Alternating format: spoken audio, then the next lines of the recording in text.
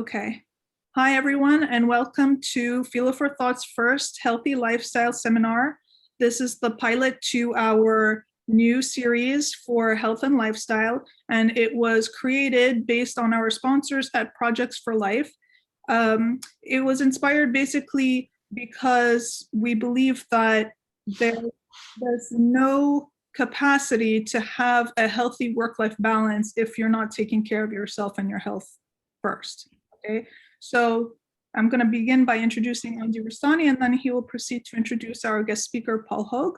Andy is a former St. John's student from the pharmaceutical program at St. John's, and now he's currently pre-med at Hunter College and about to spread his wings and go off to med school shortly. So he also is an employee of the Lexington Medical Association in New York, and Lexington Medical is directed by Dr. George Liakeas of the Hellenic Medical Society of New York. Andy? Thank you, Chris. Good morning, everyone, and welcome to the pilot of Philo for Thought's Healthy Lifestyle series. As previously mentioned, my name is Andy Rustani, and it is my pleasure to be moderating today's event. Today's event will focus on a crucial component of the young professional experience, the fundamental principles of good nutrition. Today's topics focus on connecting the dots between what's on our plate and our mental, physical, emotional, and spiritual well-being. We will discuss ways in which food exists in ways to energize, heal, and uplift us. To help us navigate through the landscape of eating, which can sometimes consist of confounding research and beliefs, we are honored to be joined by Paul Hogue, physician assistant at Lexington Medical Associates, an adjunct professor in the Rutgers PA program, where he teaches classes in primary care and LGBT health. Welcome back, Paul. Pleasure to be here. This is the second time you've appeared at one of our seminars, and we've had varied conversations.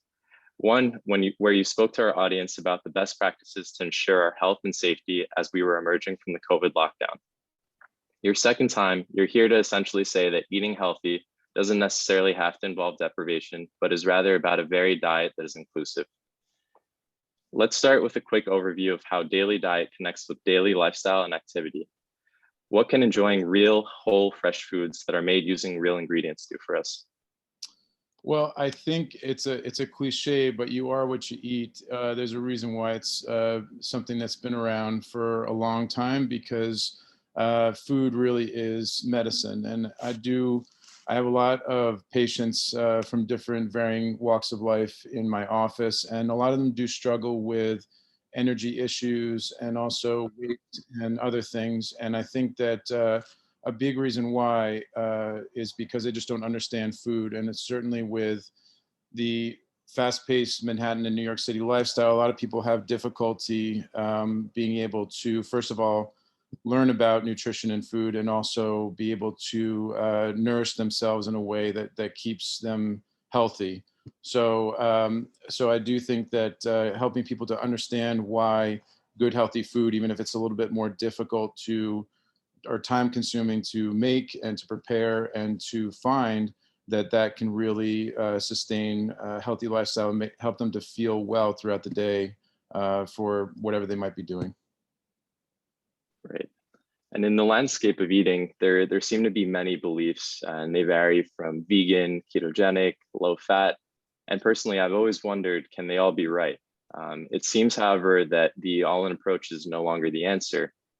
So why do you feel that a more holistic diet is currently recommended as the new norm? I know that diets before stress measuring fat intake, caloric intake. So what do you feel has changed? I think that what's changed is, if we go back maybe 20, 30, 40 years ago, I think that the guidance was based on the idea that intake of saturated fat, for example, is bad for people. It was understandable why the thinking was that if you take in fat through your diet and cholesterol, that it will turn into cholesterol in your blood and cause issues with heart health and other things, and also weight gain. So the idea that fat from diet could also make you fat as well was the going theory. So the dietary guidelines that came from that time were based on that. And so what they ended up doing was shifting to low fat recommended diet and processed foods that would take fat out and make it tasty though at the same time. But in order to do that, they had to manufacture different ingredients that would make things taste better. And they also increased the carb content of most foods. So it's good that in the past 10, 15, 20 years, the shift has been more towards whole foods and the idea that it's not necessarily fat in your diet that can cause weight gain and an unhealthy lifestyle. It's more about the quality of the food and where it comes from and things like that. So going back to your question, Andy, about a holistic diet, my philosophy is more about going back to basics. And I think that that is also the idea from a lot of nutritionists and the most forward-thinking people in nutrition these days is understanding the nitty-gritty of food and going back. Well, I think that whether you're a vegan or you're a pescatarian or a keto or an omnivore, you can find foods that are good for you that are natural and from the earth and that can sustain you. And that should be a good diet for you overall. Did that answer your question? It did. Thank you. So obviously, chronic illnesses are a harsh reality for many people. And would you say that there are any exceptions to the standard recommended diet for these people? And if so, what are some of the recommended healthy habits and lifestyle changes that can potentially strive to mitigate the underlying causes of the disease and also have a long-term effect on their health? So I think that, so let's say for anybody who is just doesn't have any major past medical history or chronic illnesses, but is just trying to understand healthy eating, I think my key recommendation is finding foods that you like to eat that are also good for you. And it can be definitely challenging, but that, and also that have the least amount of ingredients for the most part, right? So that would be my general recommendation. And I think that that means that you could go in the fruits and vegetables group, the meat and poultry group, dairy, and grains and all those, and find the foods that are good for you, but that are also tasty that you like to eat. The adjustments I would make for my patients, say with diabetes, would be to say that, let's say, for example, a banana that's grown in the ground and is raised the right way. That's a good food that the earth has provided us that should be good nutrition. However, it may not be the best choice of fruit for somebody who has diabetes because it does have a high sugar content in it. And then for my patients who might have heart disease or other things going on, I might make some adjustments in my recommendation based on that. But I still do think that a balanced diet from the different food groups that are good quality foods should be good for most people, no matter what their chronic illnesses are. Right. And you brought up the example of the banana, which is grown on the ground. And it seems like where you're directing your patients is to foods that the earth is making and not necessarily a human. So this goes back to the point where it almost seems that the sad truth is that much of what we eat isn't really food. So would you mind going into some of the impacts and drawbacks of processed foods? Sure. So I think that if you think humans have been around for millennia, for thousands and thousands of years, and the way that we've been able to survive over that time has been to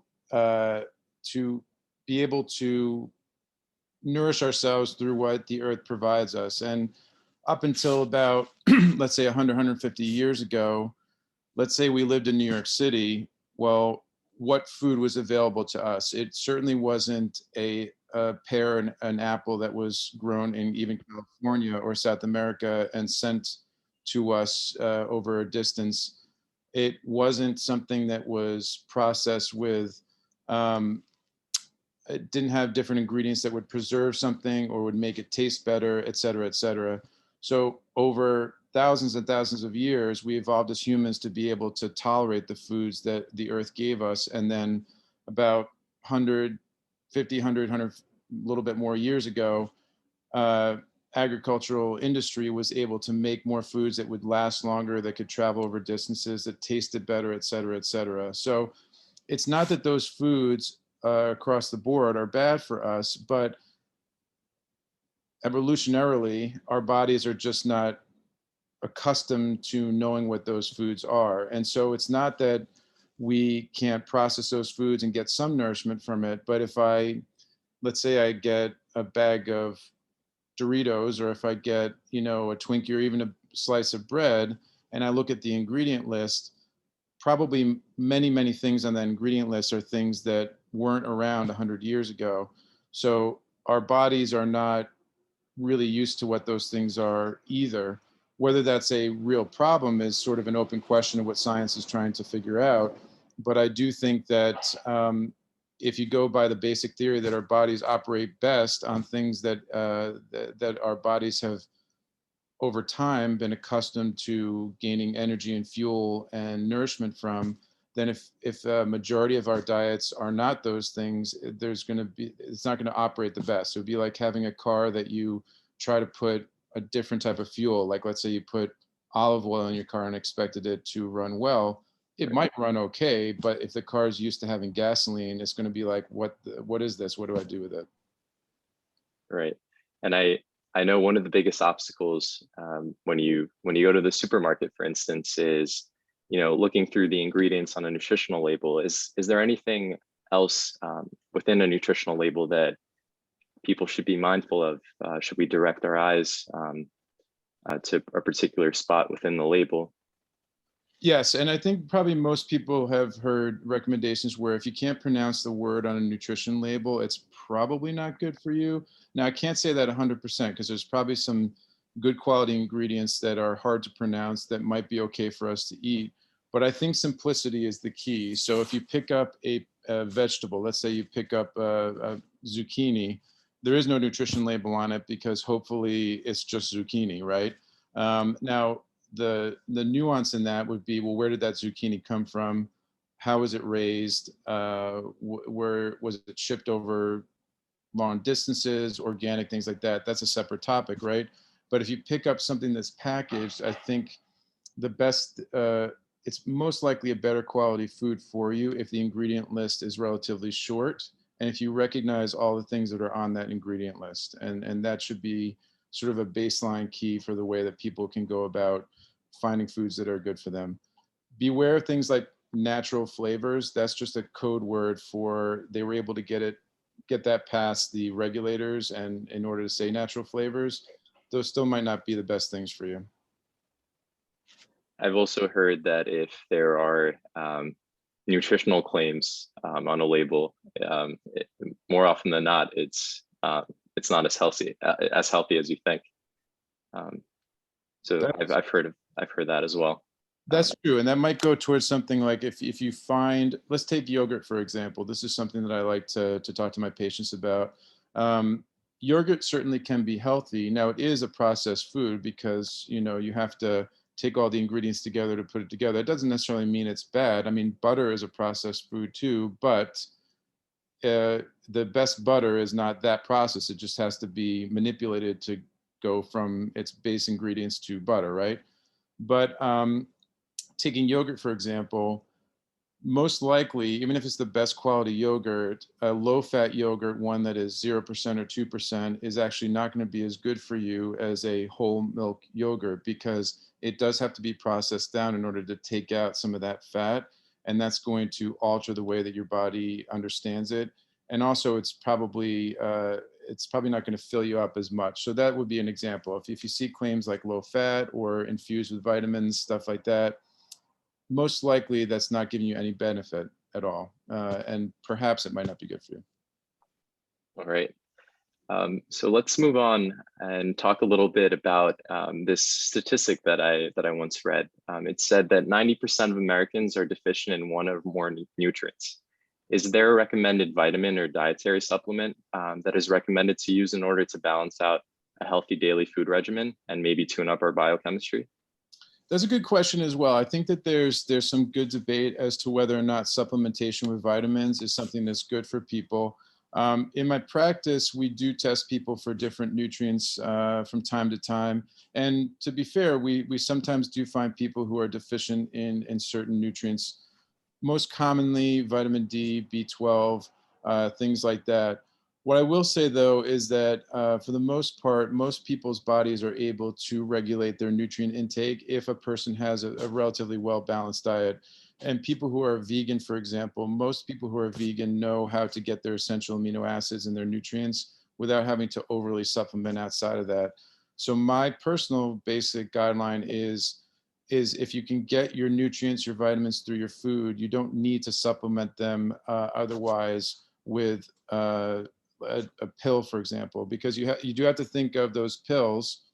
Let's say you get an over-the-counter multivitamin, that is a processed product. So that is something where a company has taken vitamins from who knows what sources and compounded them into a tablet. There's no way to know that that is actually something that's good for your body. And at its best, you might just be excreting those vitamins because you're already getting them through your food. So not to make it too confusing, but I do think that if you have, if your provider, your doctor can test for some of the most common deficiencies, say vitamin D or B12 folate, and find out that you're somewhat low, then you can tailor your supplementation to those specific vitamins. That's my preferred route. Did that answer your question? Yes, it does. Great. So this next question is coming from someone in the audience, and it's, as vegan, iron and protein are constantly an issue. Can you tell me what's the best organic supplement? So I don't know if I can tell you. Is the individual asking about a certain brand or about just in general? Sounds like they're asking generally. I don't know. I can't really say that there's a particular product or brand that I would recommend, but I also would say that you'd want to be careful about supplementing even if you're vegan. I think most people who are vegan can get their nutrients naturally and they don't need to supplement otherwise. Things like iron, I'll take iron as a good example. Excuse me. Many women of childbearing age are going to be low on iron because each month they'll lose some iron through their normal menstrual period. So for those individuals, it doesn't necessarily mean that you have to over supplement with iron. And if you're vegan, perhaps you might want to be more mindful of it, but you also want to be careful about taking in too much iron. Men want to be certainly careful about taking in extra iron because we don't have a good way of excreting it. And if we're not technically low, it could be harmful to us. So my basic answer, I think, would be if you have a restricted diet like veganism, it might be better to do some basic tests to see if you truly are deficient in something. And then if you are deficient, you can supplement either through finding out what foods might be more rich in those nutrients and adding them to your diet, or supplementing moderately with an over-the-counter good quality supplement. Got it. This next question is also coming from someone in the audience, and they're asking, do you believe more discussions about the gut microbiome would compel more individuals to follow a holistic diet? That is a good question. It could. I don't see how that couldn't add to the conversation that could be very productive.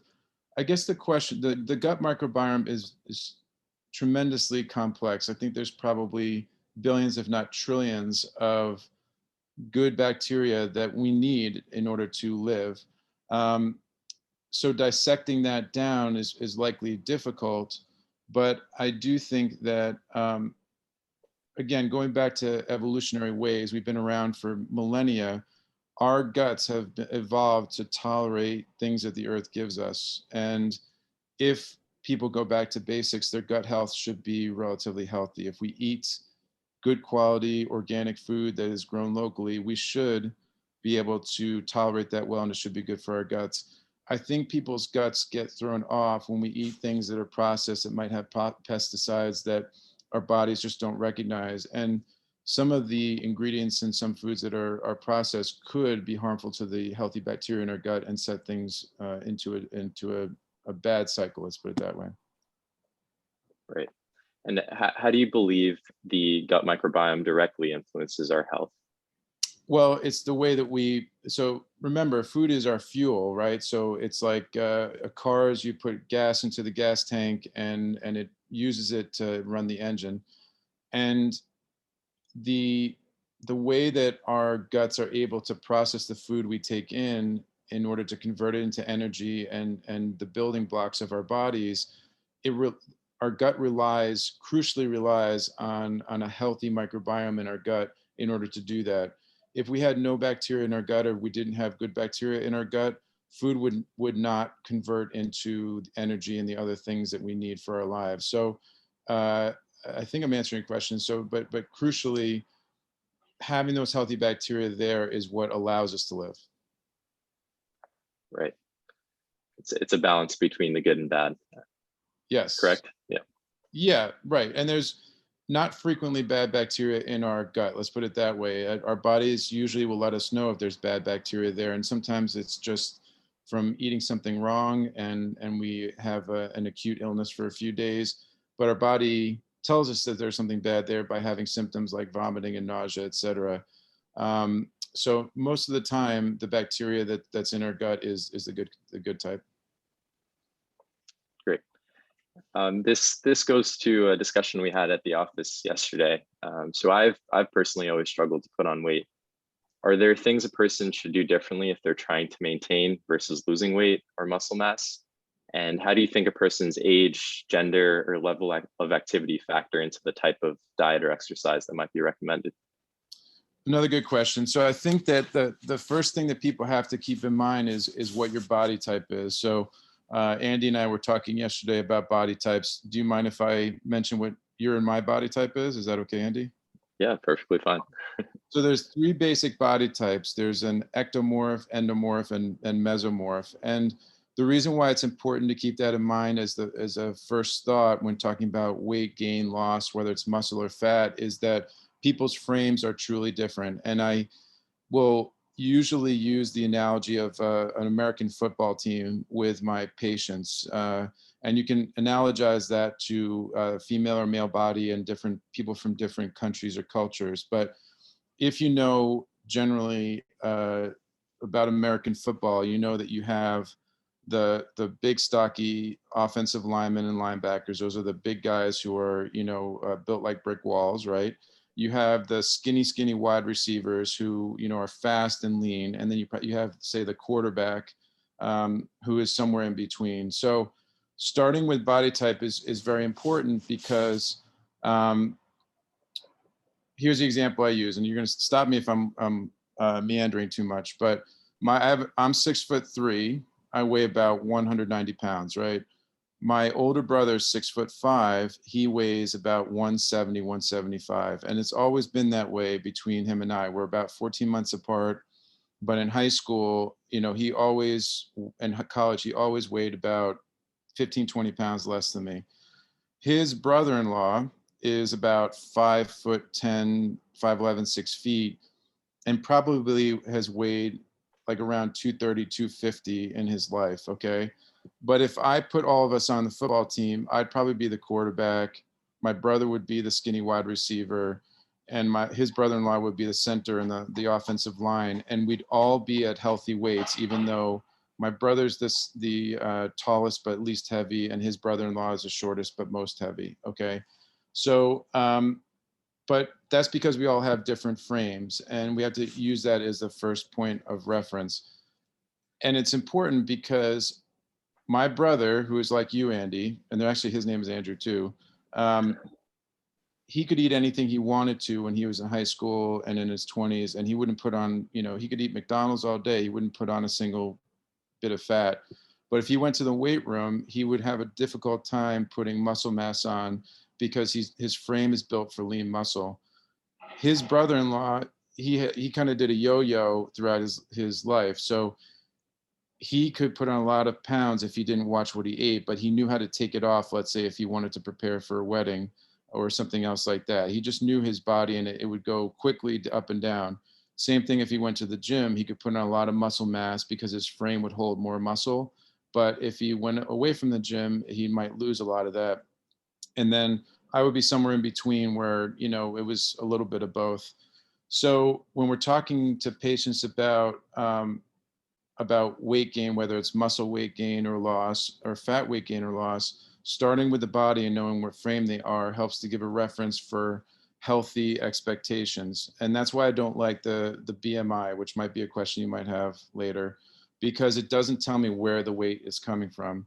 So if I have a person like you, Andy, or my brother, Andrew, that want to put more muscle mass on at the gym and are having difficulty, I always want to make sure that they understand that their frame is only going to put on so much, and you can't compare it to somebody who might be like, a bodybuilder or someone who's like a big muscle man, because that is not a healthy expectation for muscle mass without taking steroids or testosterone. And then on the fat side, people who are having issues with obesity and central obesity, I always want to make sure that if someone has a frame that is like my brother's brother-in-law, the center on the football team, that they don't ever expect to be as at a low weight like Andy or my brother, because that's not going to be healthy for their frame. You'd have to squeeze off too much from their frame in order to get to that weight. And even if their BMI was at a good level, that would not be a healthy low weight for them. So that's where we start, and then kind of going to nutrition and things like that. You tailor it towards that body type. But the nutrition guidance I give is still the same as what I mentioned before. Did that answer your question? Did. Okay. And there's a question from someone in the audience that relates to what we were just discussing, which is for those patients that are experiencing that yo-yo and get to the point where they're, intending to burn fat, how could they do so without harming themselves? So great question. And again, I want you to stop me, Andy, if this is not being understood, okay? But I usually will start by talking about the sine wave of weight differences for my patients or people I know who have different body types. So if we go to Andy, you or my older brother has probably been like within 5 to 10 pounds his whole adult life. He's never wavered from that. It's just a range like this, okay? And now that he's getting into his 40s, if he's not very careful about what he eats, he might start, going a little bit higher and out of the range. But the place where his fat will collect is really his central area, his belly, right? His brother-in-law and some of my patients who have the bigger sort of lineman frame, they're going to know that their entire life they do this yo-yo, okay? And it might be that for a male individual, they might have their highest be in the mid 200s and their lowest be, in the high 100s or even broader. I mean, it's a broad weight change, right?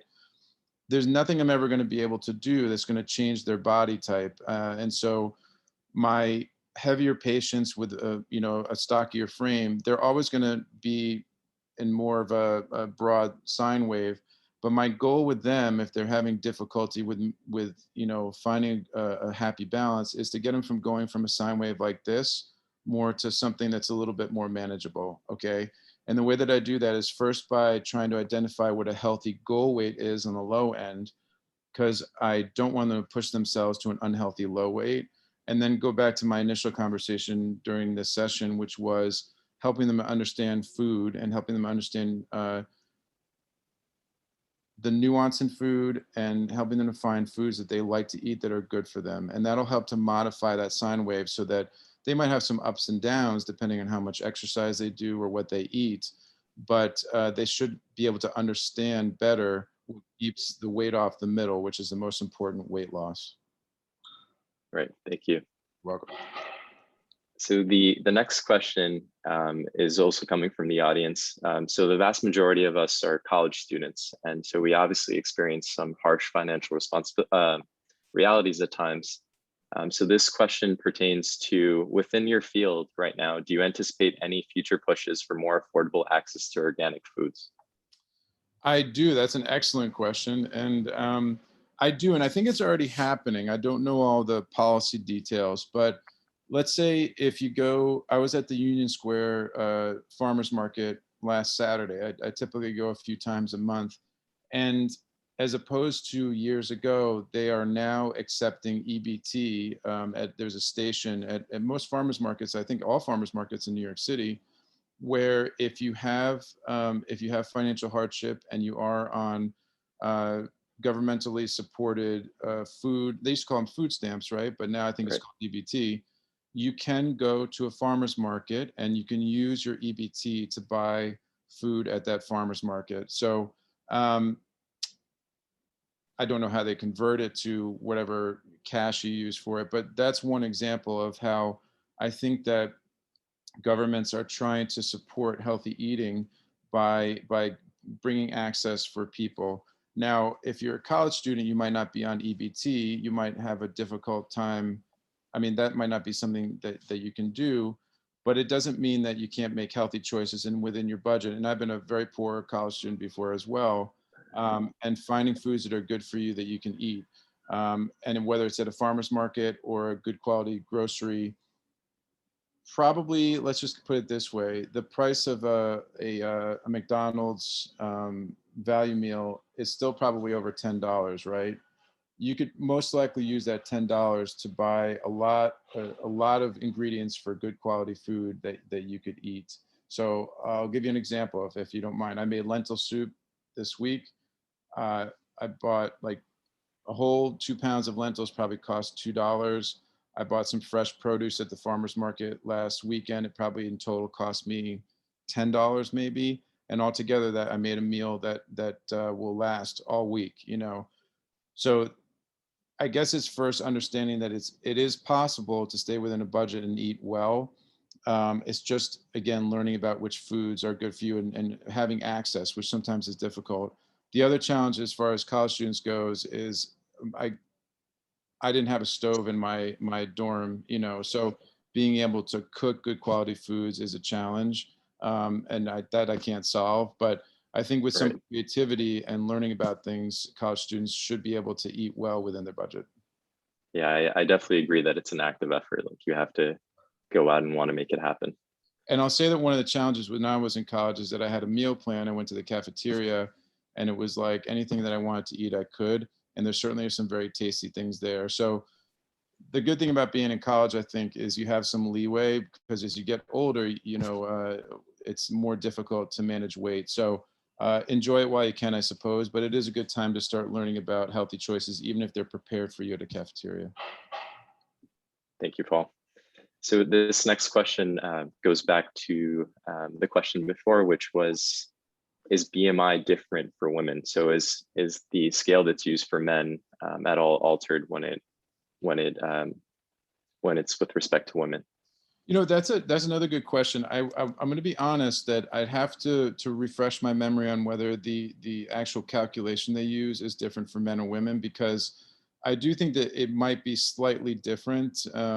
Whenever I do a BMI on one of my patients, I just do an internet search for BMI calculator, and I will say that it says BMI calculator for men and women separately. So I'd have to look into that and find out. But I do think that it shouldn't matter too much, to be honest. I think that perhaps the calculations are different because whoever formulated the BMI, it probably has different values of range of what might be healthy for men versus women. Okay. Let me give you an example, because women, breast tissue might add to your BMI, but that might not be bad for your health. So we'll just use it as one example. But in general, I think that BMI is just not the best measure of whether or not someone is healthy, because it doesn't take into account where weight comes from. And I can use my Arnold Schwarzenegger example, unless that's something you're going to ask about in a future question. You can go ahead and bring him up. Okay, so Arnold Schwarzenegger, most people know of him as either the governor of California or as a movie star, but his first success was as a world champion bodybuilder. He won Mr. Olympia, which is the highest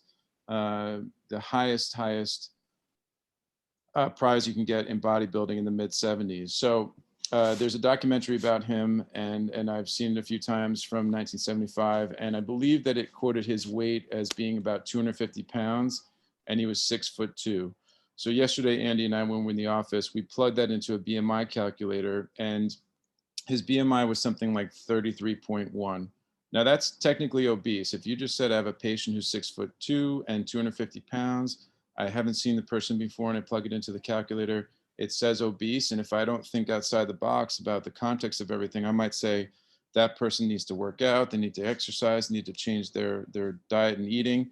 But then if Arnold Schwarzenegger came up to me, 250, 6'2" from 1975, I'd say this guy doesn't need to change a thing, right? Because he's not obese at all. His body fat percentage is probably minimal, right?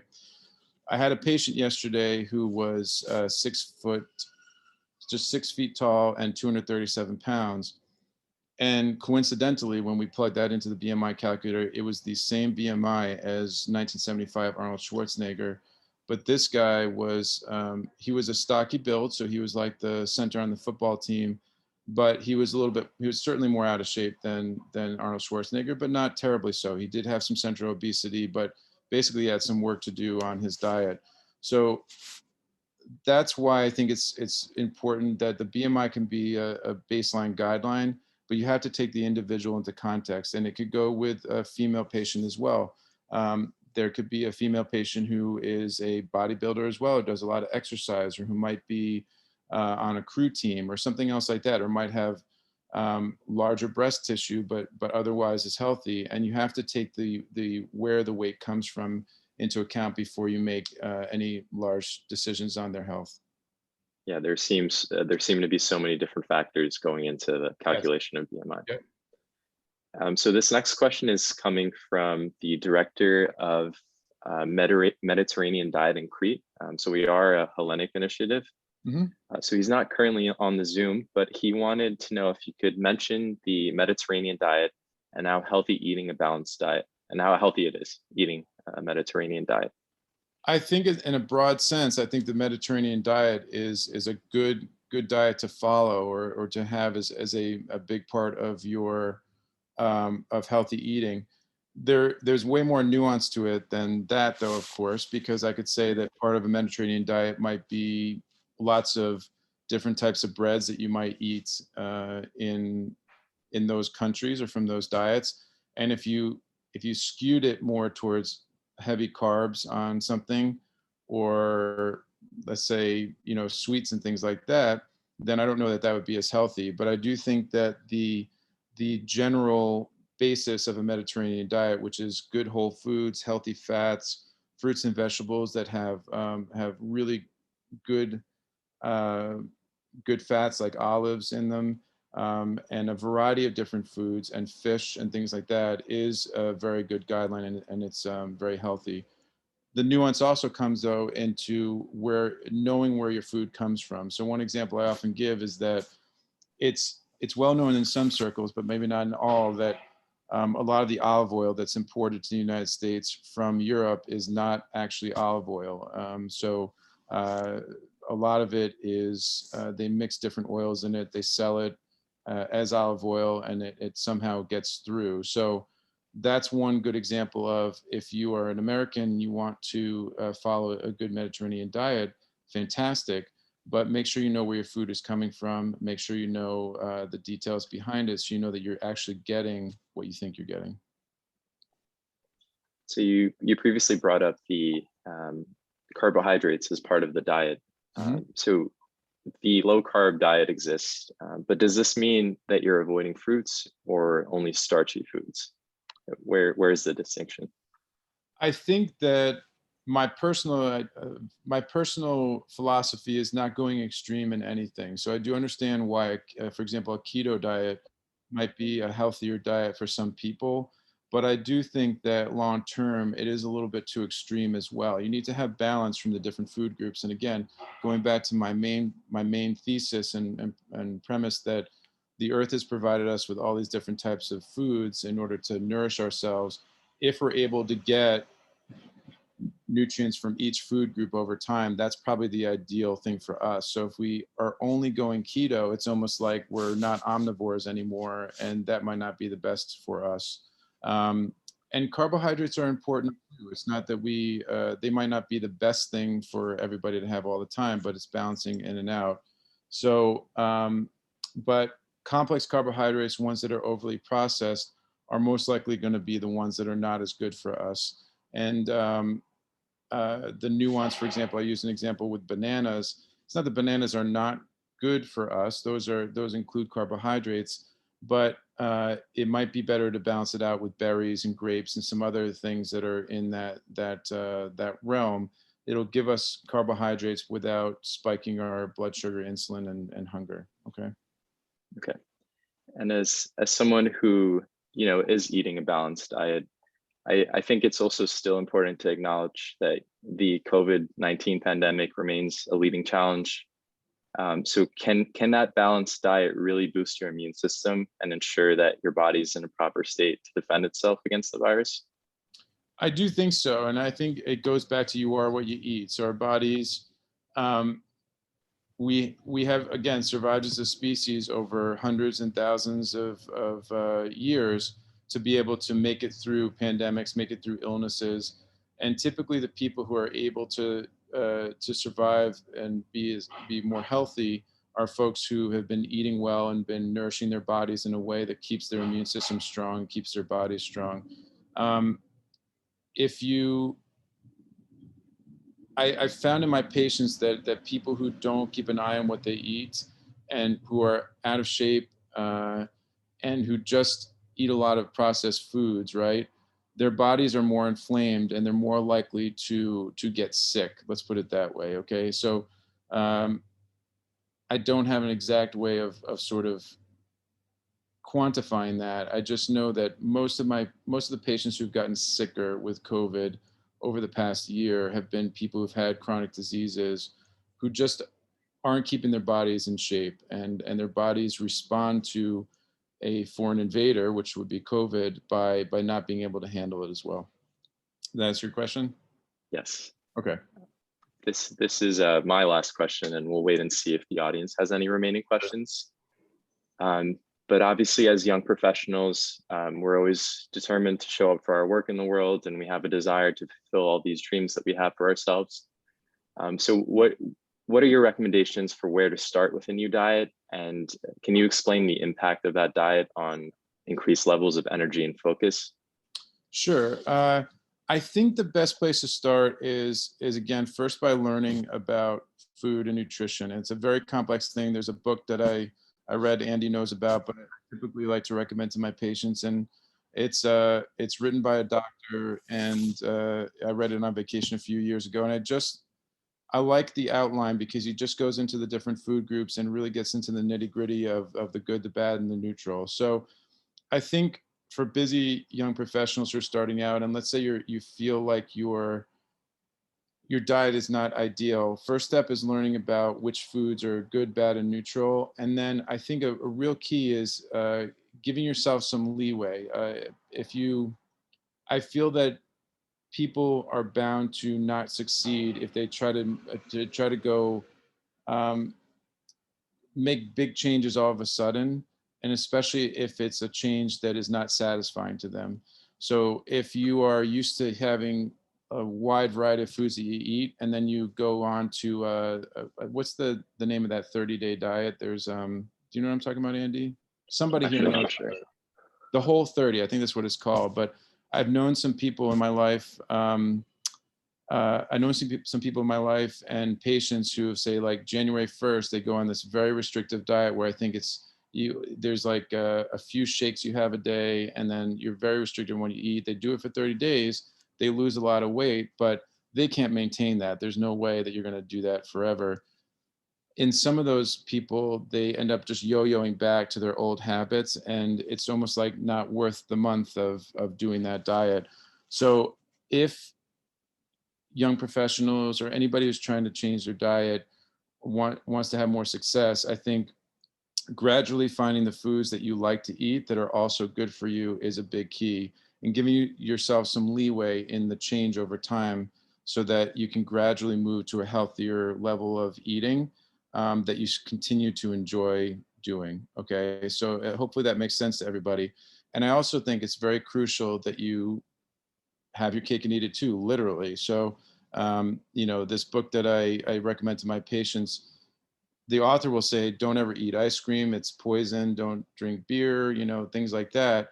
And I say, all right, well, I hear what you're saying and why, but that keeps me happy as well every once in a while. So I have a slice of pizza a few times a week. I have some cakes a few times a week, et cetera, because that helps to balance out your enjoyment of food. It's just being mindful of how many times you have that and making sure that you balance it out with the other foods that you like to eat that are good for you. Was that helpful? Thank you, Paul. You definitely should also be enjoying what you're eating. Do you also mind mentioning the title of the book that that you've brought up? Everyone's asking. Sure. It's called Food, What the Heck Should I Eat? My copy is over at the office. Otherwise, I'd show it to you. But it's by the author's name is Mark Hyman, Hyman. And I think the website is foodthebook.com. So it's just one example. I know that there are a lot of other good books out there, but because, again, nutrition is so complicated, a lot of times people are like, well, which advice do I follow? The reason I like his way of approaching it is whether you are vegan, vegetarian, paleo, keto, whatever, his idea is helping helping people to learn about all the different food groups, and then you can choose from each one and tailor it to whatever your chosen diet might be. Yeah, I've read a little bit myself, and it's a great read. So I recommend everyone to and I see go out and she's posted a link just now. So that's it as far as my questions go, but I guess we'll give the audience another minute and see if any other questions remain. Yep.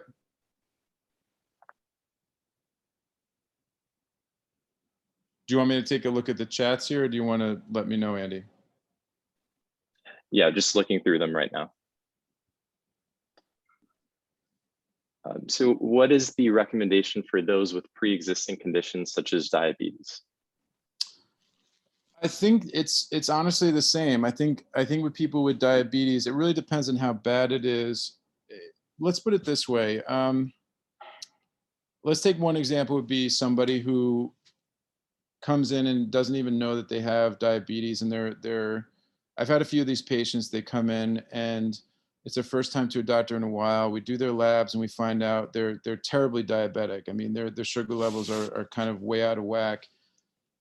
And in those patients, I wouldn't expect them to necessarily be able to all of a sudden change everything to improve things perfectly right away. It's very difficult, because most likely the reason why they're so diabetic is because they've just for so long been eating in a way that's not healthy for their body. So I think the first thing is identifying that, talking to them and trying to identify what foods might be in their diet that are exacerbating their diabetes. And then I try to give them a break, basically. Because I think if people feel guilty about themselves, and ashamed of things, and if I exacerbate that shame, that's not going to do them any good either. So it's being empathetic with them and helping them understand that listen, food is very difficult to understand.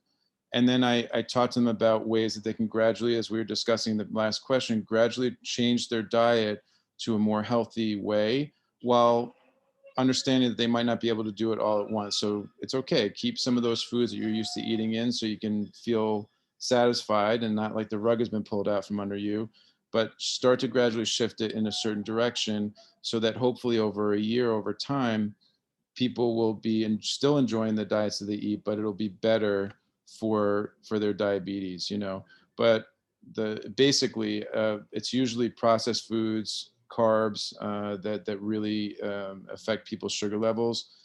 And another key is really helping people to understand where hidden carbs are. So I'll have a lot of patients who will have diabetes or sugar issues, and they'll say, well, I don't put sugar in my coffee. I don't put sugar in anything like table sugar, but they don't realize that pasta, rice, bread, and a lot of processed foods like cereal, they're just basically sugar. So your body doesn't know the difference between putting a spoonful of sugar in your mouth and a spoonful of cereal. It's all processed the same way.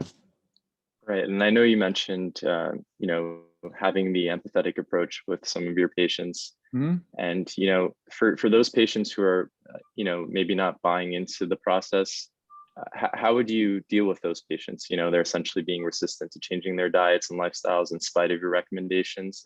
Yep. Is there any way that you go about encouraging them to buy in? Yeah, and good question. I'm looking at the question here now. It says, how do you deal with patients who are resistant to changing their diets or lifestyles? Well, my approach is to try not to be paternalistic. When I say paternalistic, it's a general term for, I don't want my patients to think that I'm the one who's trying to, that I'm like their father and they have to do what I say. I want my patients to have control over their lives and what they do, because it's their body, their choice, right? It's their lives. And there are a lot of factors that are involved in why people might be unhealthy. They might have stressors in their lives. They might not be able to afford food. They might not have the ability to find good quality food or the time to cook it. So all those different types of things are super important. So I first start by being empathetic and letting them know that I'm sort of giving them guidelines. I'm sort of if you have someone who's learning to drive, you have the student driver and you have the person learning to drive in the other seat. The best teachers are able to give guidance and help the people to understand why a certain approach might be better, and allowing them to have agency in the way that they go about it. And I think if you talk to a person who's having difficulty or is resistant to changing diets and lifestyles as a human, and as someone who might have reasons for not being able to do it, and they trust you more, then over time, they are more likely to start to follow some of your recommendations and make changes, because they understand that you care about them and that this will be good for their health. Right. And for the patient who might be compliant at first, but is struggling to see results, how long would you say it would normally take before we feel or see the positive effects from our new holistic diets and approaches? That's a great question. I could easily see a patient getting discouraged by not seeing results at first. And so that's why I think that you start the conversation by saying there's not a quick fix. This is a long-term thing. Now, I'll have patients who might only be a little bit off on they might be pre-diabetic or just slightly diabetic. So it's a different question. It's more of a conversation about, let's prevent this from getting too far and affecting your health too much. But for people who are either just very, very obese, or who really have bad values in either their cholesterol or their sugar levels, or their A1C, which is your diabetes test, you have to see it as a long-term goal, and that there's likely not going to be anything that is going to happen super quick. But you want to help to keep a light at the end of the tunnel. Positivity and hope are super important. Encouragement, and definitely not making those folks feel like failures, or feel bad about not being able to reach those goals. You want to continue to be supportive, and continue to emphasize the gradual baby steps ways of getting to a healthier lifestyle. So I'll give you an example. This book that I recommend to everybody, I picked it up because I saw the author interviewed on a news program, and I read it on vacation. And then I did the beginning of the pandemic last year, around April. I had this couple. They live in the Bronx. They both have diabetes, not too bad. They're both an African-American couple, and they trust me. I've been seeing them for a number of years, and they come in, and the wife has obesity, but not terrible, but she's been having some challenges with her weight. The husband has some challenges with motivation. He just likes eating fast food and such. He's not terribly obese, but they also have other stressors in their lives. The wife's mother died last year. They have a grandchild they take care of. They're just busy, busy, busy. So during the pandemic, I was worried about them leaving their home to come to get their labs done, to do treatments and things like that. But I wanted to take the opportunity to continue with my treatment, so to say, of helping them to get to a better lifestyle. And over the years, I had been talking to them about adjusting their diet, working on gradually changing things. I know neither one of them would go from eating what they're eating to like a holistic farmer's market diet. They just couldn't do it. It wasn't sustainable. They had to gradually change over time. So I mailed them my book. I put a little prescription in it. It was almost like a library card. And I said, for the next few months, this is my treatment for you. Try reading this and let me know what you think. Good, bad, neutral, it's fine.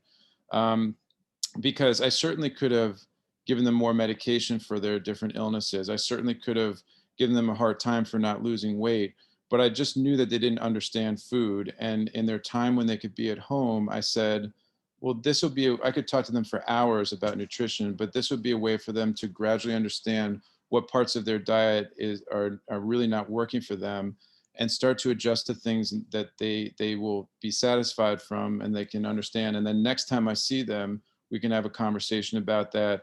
And then over time, if they're continuing to have issues with weight, with their labs and things like that, at least I have a good baseline for them to understand how I can make further recommendations along the line. And crucially, when they've come in, they have come in recently, the wife, for example, is put on some pounds over the past few months. She feels really guilty about it. I don't feed into that guilt. I say, listen, give yourself a break. You have all these other things going on. You're not going to hear me giving you a hard time for that, but let's reintroduce the conversation about, okay, what are ways that we can start adjusting things? Are there ways that we can help you to not have so many stresses in your life so that you can focus on yourself and make good outcomes? Okay, so hopefully that helps.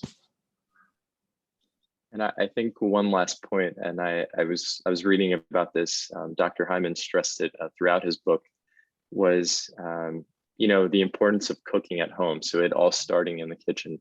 So this question is, if you're cooking from home, from family recipes, for instance, how can you make sure you're cutting back sugars and being healthy?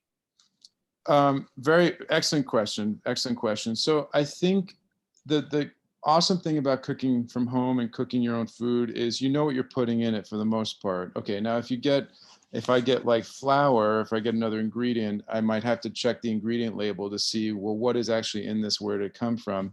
But baseline is that you just know what you're putting in the food. Even if you go to the best restaurant in Manhattan, they could say what's in the meal that you're eating, but you don't actually see it being prepared or know where it's coming from. So again, start cooking at home. Knowing what you're putting into that food you're already 10 steps ahead. But I see the question here from Chris. So if you're cooking from home, how can you make sure you're cutting back sugars and being healthy? I'll give you an example. What I had for breakfast today was almond flour pancakes. I make them every Saturday because I have time to make them, right? The ingredients in that are almond flour, almond meal, which would be, it's like half and half. It's almond meal includes the like if you get an almond and it's sort of dark on the outside, the skin of the almond, versus if they take that off, right? So the almond flour is just the inside. The almond meal has the skin, which is healthy for you, right? And then I put in a pasture-raised egg. I put in some raw honey that's from the local farmer's market. And then I think I put in some flaxseed. Okay, so that might all sound gross to everybody, but I know what I put in and I know where I got all those foods. And the only carbs that are in those pancakes are the honey, and then I put some maple syrup on it afterwards. So it does have carbs, but just for that food, pancake, I am able to make it healthier for me by not using regular flour, using almond flour, and it actually, to me, it tastes even better. So for Chris or anybody else who's making food from family recipes, you might be able to make some adjustments in regards to those, as long as it doesn't mess up with the flavor of things. So again, using almond flour or some other alternative flours that are lower on carbs as the baseline for your breads and cookies and other things like that. Thank you, Paul. We're just going to take another minute and see if there are any additional questions in the chat. Yep. Before we conclude. Sure. I'll read through the chat thing here. While we're waiting, I want to thank Projects of Life Director, who is online with us today, and also Nikki Rose from Mediterranean Diets in Crete for sending her questions to us through Facebook today. What else? I actually just got some good news today while we were on the seminar, which is that my Uncle George in France, who has had a very serious case of of COVID is crediting his holistic diet. I'm not joking. This is, I have the text in front of me. Is crediting his holistic diet to a less severe reaction to the virus, which is interesting, and to a quicker recovery. And his wife always makes everything from scratch at home, and she's always reading every label and going to every farmer's market and shopping around. So I'm very pleased to have the information while we're here on the chat. All right, carry on. Are there any more questions? Does anyone have questions for Andy and Paul to discuss? And I did want to touch on, I'm reading through the chat here, if it's okay. So Clairette Jean-Pierre asked a very, very good question earlier, and I think I touched on it. It's about food deserts, which is a very important problem. So can I speak on that, Andy? Is it okay? Sure, sure. Okay. So this is, I live in Manhattan, and I have easy access to, I mean, there's a Whole Foods a block and a half from me. There's farmer's market right around the block from me. So it's very easy for me to access good, healthy foods. And so half the battle, which is just access, is completed for me. The other half is understanding food and being able to know what to pick and all those different types of things. It's very different in certain communities where there aren't even supermarkets that might have foods that are available. Some communities might rely on bodegas or other small stores that won't have reliable fresh produce. And it's one of the imbalances in society that is really a tragedy. So, but Clairette, to your question, I think over time, and the hopeful thing that I'm seeing is that, first off, I think that cities and communities are becoming aware of this and trying their best to fix it as best they can. And one way is educating people in those communities as to where they can access good foods and what good food is. And the second thing is cost-wise, as I mentioned before, helping to, with EBT, for example, allowing more access to foods like fresh foods and places where you can use your EBT. But the other thing is community gardens and farmers markets being introduced into those areas, I think, are a crucial way that people in those communities can start not only understanding and learning about food, but be involved in the food that they get, but also having access to good fresh food. And it's not just in New York City. I think in Detroit, for example, they have a lot of land that's not being used because the population dwindled over time, and it's a big footprint, the city.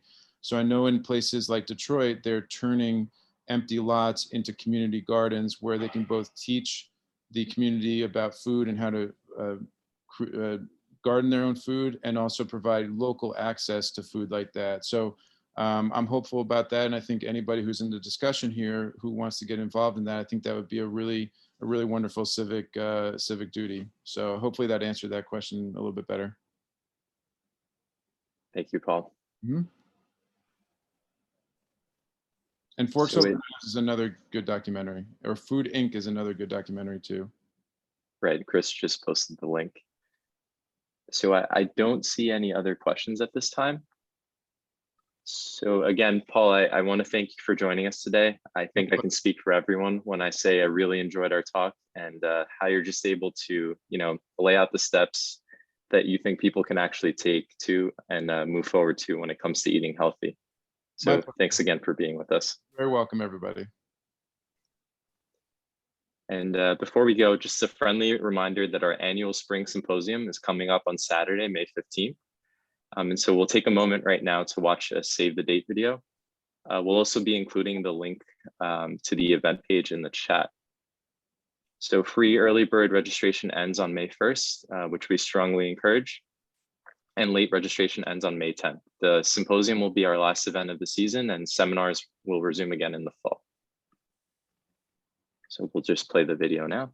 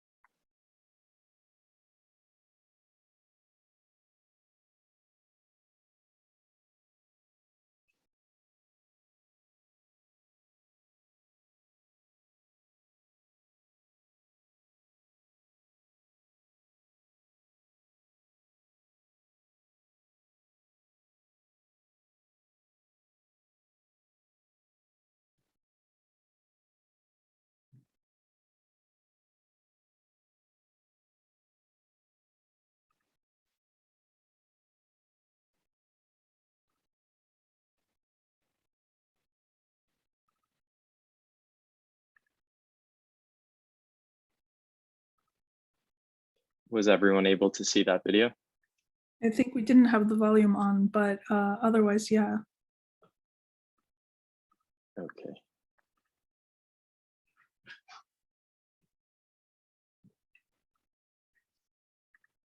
Okay, everyone. Apologize for that. No, it's fine. So the link for those of you who want to see the whole thing and the details of who the speakers are and who are honorees, etc., are, please click the link that I included in the chat for the event page. All right. But for now, I'd like to thank everyone for attending and to give special thanks to Paul for taking the time to give us all that very in-depth information regarding healthy lifestyles and the proper diet, etc. Okay, I see an applause from Maria. And thank you, Andy, for moderating. Okay. Thank you for having me. Of course, always. If there aren't any more questions, we're going to conclude for today. And I wish you all a happy and healthy spring and summer season. And to those of you who are preparing for finals, good luck. There's another 2-3 weeks, you can do it, okay? And then after that, we will resume in September with our seminars. But I do hope in the meantime that you'll register for the May 15th symposium. Right? Have a good one all.